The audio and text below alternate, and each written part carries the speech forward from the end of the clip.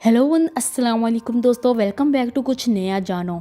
दोस्तों, अब तक मैंने अपनी वीडियोस में आपको haunted houses, haunted graveyards, haunted stories, haunted places, haunted roads का बताया हुआ है।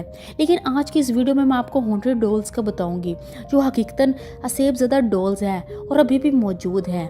दोस्तों, डॉल एक ऐसा खिलौना होता है जो बच्चों को बहुत ही पसंद होता है, लेकिन अगर वही डॉल रात को उठ के चलना या चीखना चिल्लाना शुरू कर दे तो आप क्या करेंगे? जी दोस्तों, ऐसी कई कर्स्ड डॉल्स हैं जिनके पीछे की असल हकीकत का किसी को नहीं पता चल सका। सबसे पहले बात करते हैं नंबर 1, एनाबेल डॉल।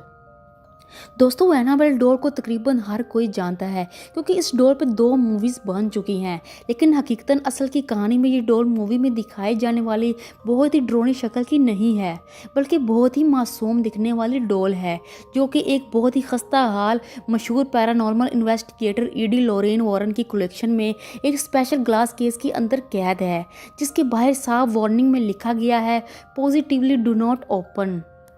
दोस्तों, असल में चाहे इसका चेहरा प्यारा दिखता था, लेकिन इसके पीछे की असल स्टोरी बिल्कुल प्यारी नहीं है। असल में वॉरन के मुताबिक इस एनाबेल डॉल को एक नर्सिंग स्टूडेंट डोना को उसकी मां ने गिफ्ट की थी।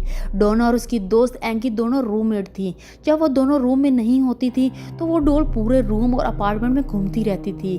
कई बार उसके कपड़ों पे खून के निशान लगे होते थे और उसने एंगी के बॉयफ्रेंड पे भी हमला किया था। फिर आगे जाके कुछ ज़्यादा ही अजीब होने लगा जब उस डॉल के पास हेल्प मी का नोट मिला। डोना को लगा कि घर में कोई आया था जिसने ये मजाक किया है। उसने सारे रूम्स के डोर्स के ऊपर टेप्स लगा के लॉक कर दिया ताकि असल वजह का पता चल सके। लेकिन अगले दिन वही नोट फिर डॉल के पास से मिला और टेप्स वैसे ही लगी हुई थी। तभी डोना बहुत डर गई और तब उसने पैरानॉर्मल इन्वेस्टिगेटर से पता करवाया तो पता चला कि उस डॉल पे एनाबेल नामी लड़की का साया है।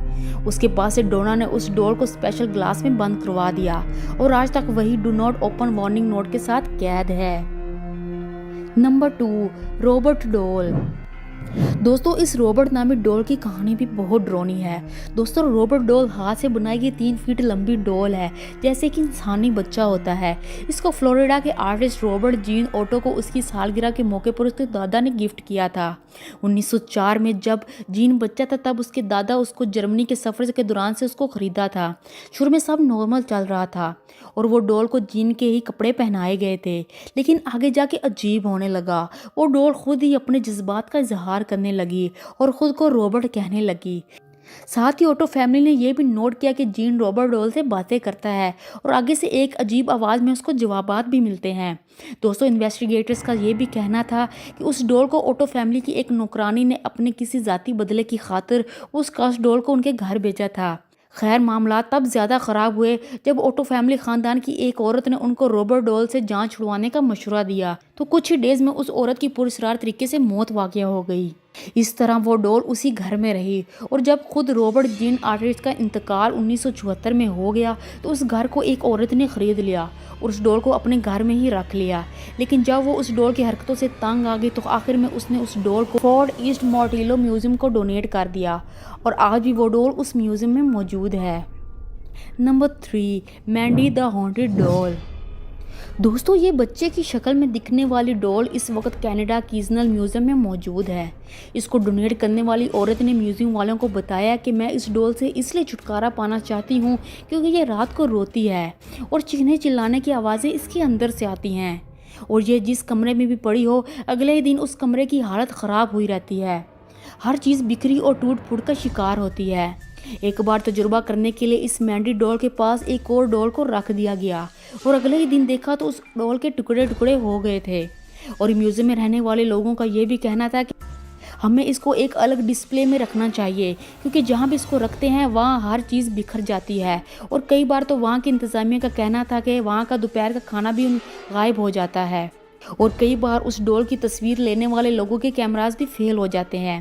व्यूवर्स, इस डॉल को 1910 में चीनी मिट्टी के बर्तन से तैयार किया गया था और आज तक ये डॉल सेपरेट से कीजनल म्यूज़ियम में नुमाइश के लिए पड़ी है। और अब आखिर में हम बात करते हैं नंबर 4, लेटा डॉल। व्यूवर्स, लेटा डॉल, जिसको लेटा मी आउट के नाम से भी जाना जाता है, इंतहाई खौफनाक शक्ल और परेशान गुस्से में नज़र आने वाली ये गुड़िया है। बच्चों के साइज में नज़र आने वाली ये डॉल की एज तकरीबन 200 साल बताई जाती है और इस डॉल को लकड़ी के और इस डॉल को लकड़ी और असली इंसानी बालों से बनाया गया है। इस डॉल के ओनर कैरी वॉल्टर ने बताया कि उसने ऑस्ट्रेलिया में एक वीरान घर की तलाशी लेते हुए उस डॉल को देखा था और उसको उठा के क्वींसलैंड में अपने घर ले आया। कुछ दिनों बाद अजीबोगरीब वाक़यात शुरू हो गए। घर में रखी चीज़ों की पोजीशंस बदलने लगी। घर के फर्श पे पाँव के निशानात नज़र आने लगे। कैरी के बच्चों को अजीब डरावने ख्वाब आने शुरू हो गए और एक रात बच्चों की चीखने की आवाज़ें आने लगीं। जब पता किया तो बच्चों ने बताया कि उन्होंने लैटा को चलते फिरते और बातें करते देखा है और जब भी उस घर के कुत्ते उस डॉल के पास आते तो वो गुस्से से भौंकने लगते थे और कई मेहमानों ने भी उस डॉल को घर में घूमते फिरते देखा है और कैरी ने आज तक उसको संभाल के रखा हुआ है और उस डॉल को कई लोगों ने खरीदने का कहा, लेकिन कैरी का यही कहना था कि वो ये डॉल सेल के लिए नहीं है और ऐसी डॉल हमारे खानदान में नस्ल दर नस्ल आगे जाएगी।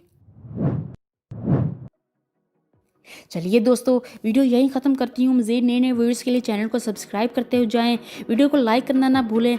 मिलती हूँ अगली वीडियो में, तब तक के लिए अल्लाह निगहबान।